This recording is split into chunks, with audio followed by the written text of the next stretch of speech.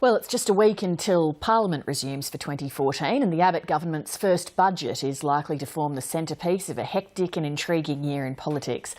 There's a huge and growing deficit and the new-ish Treasurer, Joe Hockey, faces a Herculean task bringing it back to surplus over time, something his team endlessly promised to deliver in opposition. Part of the message from the government is that corporations and individuals are going to have to get used to the idea that some handouts will become things of the past. The latest example of that is with the SPC fruit manufacturer. The Abbott government has refused to hand over $25 million it's requested to help keep it operating. To discuss that and other matters, the Prime Minister Tony Abbott joined me from Canberra a short time ago for his first 7:30 interview of the year. Prime Minister, thank you for your time. Evening, Lee. Let's start with the SPC Fruit Company. Are you using this case as a witch hunt against unions, as your own local Liberal MP, Sharman Stone, suggests? What we're trying to do here is ensure that businesses act responsibly. And let's never forget, Lee, that SPC is a subsidiary of Coca-Cola Amatil. Coca-Cola Amatil is a $9 billion business in market capitalisation. In the last 6 months, it made a $215 million after-tax profit. Coca-Cola Amatil has a better balance sheet than the Commonwealth of Australia, a stronger balance sheet than the Commonwealth of Australia, and it really is up to management to put the plans in place, to put the funding in place to ensure that this very historic and potentially very good business can continue far into the future. Let's explore that point about the parent company. Before the election, you pledged $16 million to allow Cadbury to keep working in Tasmania. Well, that's not quite right, Lee. That's not quite right. Cadbury was keeping working in Tasmania. This was not about keeping Cadbury going as a business. Nonetheless, you're giving them $16 million to help them do that. No, wrong, Lee. We were giving them $16 million to re-establish the famous chocolate tours. So it was a tourism infrastructure project. It was a regional tourism infrastructure project. It wasn't about keeping Cadbury's going as a business. They are getting a $16 million government handout to allow them to operate new areas of their business. It's a $16 million government handout. Can we agree with that? No, I don't agree with that, Lee. It's not to Cadbury for running their business.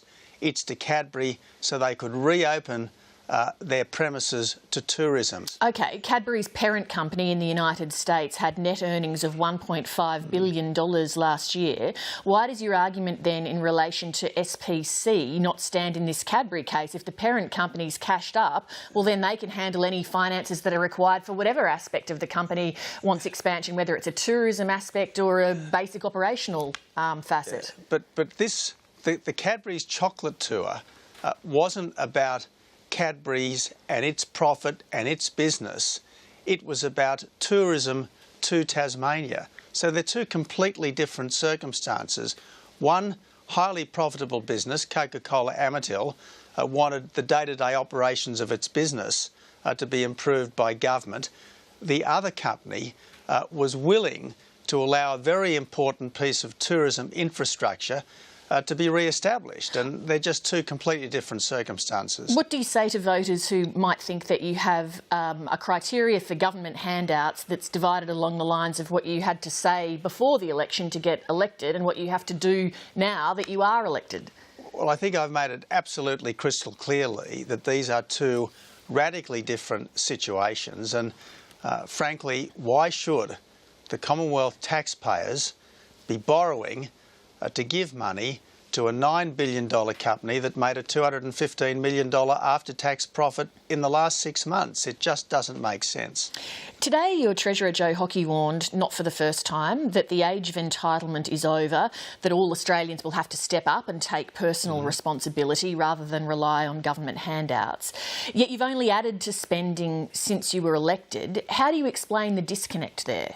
Well, we haven't added to spending as such. What we have done is started to clear up Labor's mess, and part of Labor's mess was stripping money out of the Reserve Bank of Australia, and we had to recapitalise it. But what we have got before the Parliament is $15 billion worth of sensible savings, Lee, that we were quite upfront about before the election.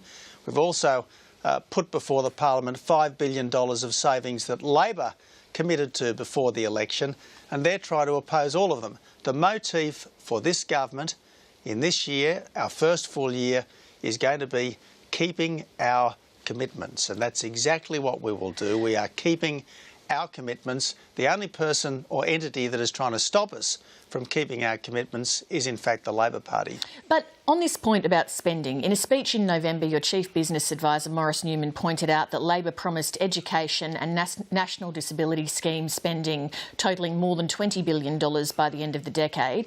He said that given the economic conditions, that is reckless.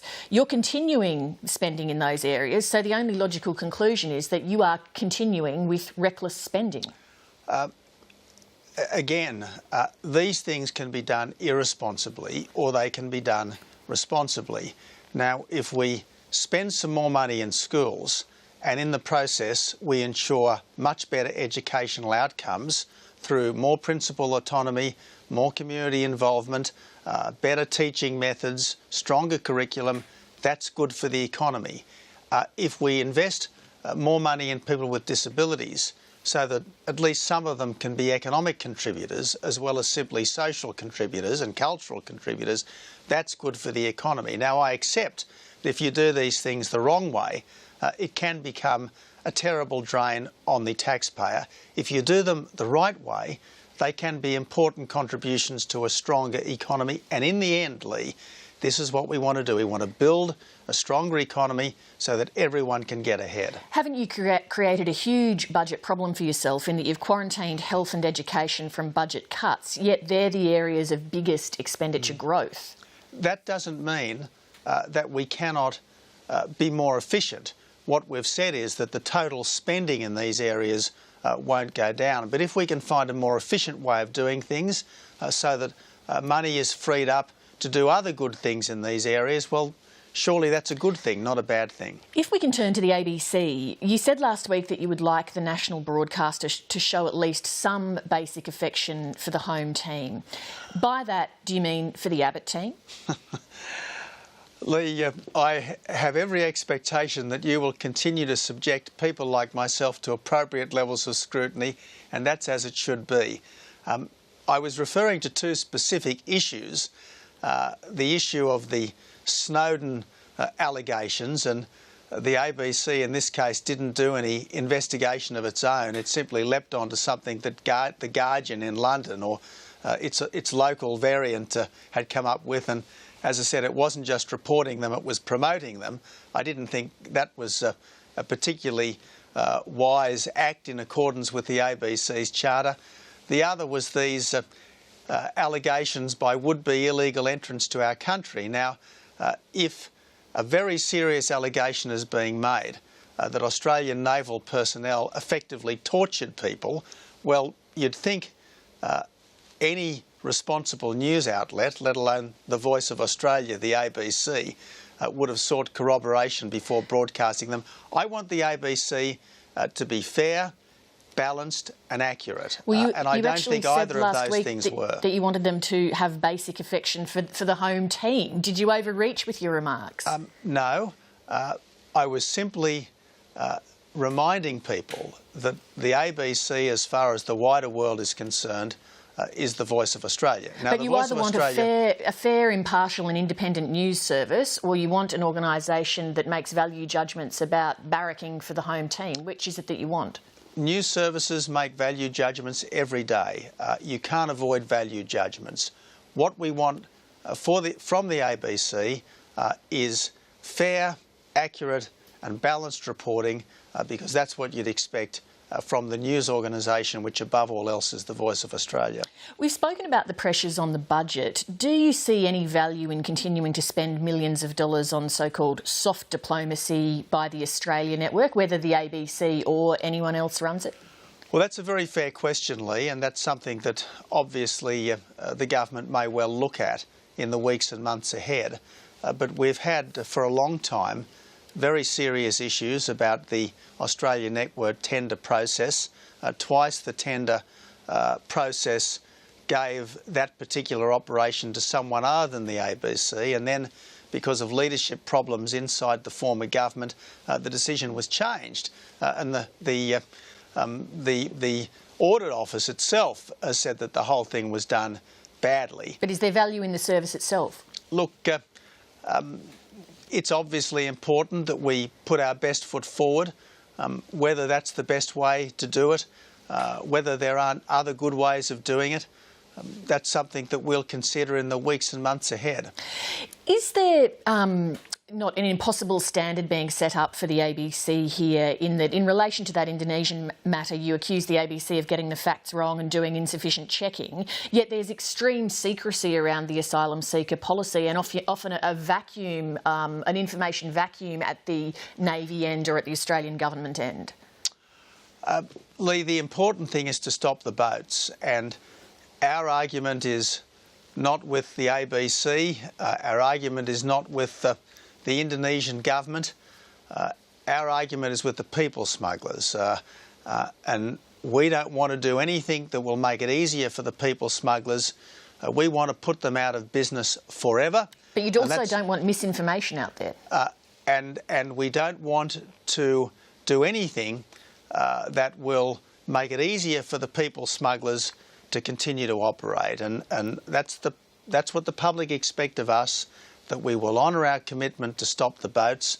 We've gone 40 odd days now without a single illegal boat arriving in Australia. Are you at that mission accomplished moment then? Are you saying you have stopped the boats? No, I am saying that the boats are stopping, but it will be many months before we can declare that this particular issue has been substantially resolved. But I do want to make it crystal clear to you, Lee, and to anyone watching this program, as far as this government is concerned, our borders are always going to be secure. As far as this government is concerned, the way is closed.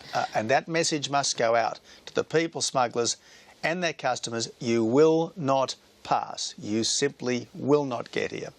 Today, the Human Rights Commission announced an inquiry into the issue of children in detention. It says there are about 1,000. It already has a view that the detention of children is inconsistent with Australia's human rights obligations. Do you accept that? I accept that this is a problem caused and created by the former government's absolute failure to secure our borders, and I'm a little disappointed that this wasn't done at a time when the problem was getting worse under the former government, as opposed to the current time when the problem is improving because the boats are stopping. Now, I accept that the Human Rights Commission is not simply there to be an advertising agent for the Australian government, but really and truly this is a problem that was caused by the former government's border protection failures. Now that border protection processes are improving dramatically, the problem will slowly go away. Let's never forget, Lee, that under the former Howard government, there were no children in detention back in 2007, and I think there was only 3 or 4 adults in immigration detention. You're now about 5 months into the job as Prime Minister. I'm sure you thought a lot about the job before you had it. What has been the most unexpected thing about it since you've been in it?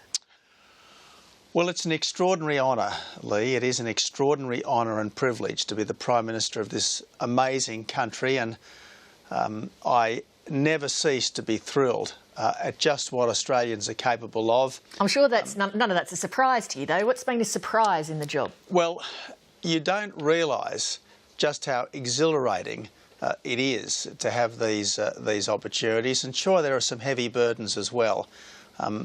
Oppositions complain, governments decide. It's much easier to complain than it is to decide, but nevertheless, every day I give thanks to the public of Australia for the honour they've bestowed upon me, and dare I say it, I give thanks to God for the honour that I've been given.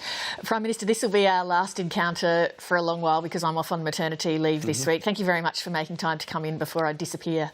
And I look forward to seeing you in a few months' time. Thank you very much. Thanks, Lee.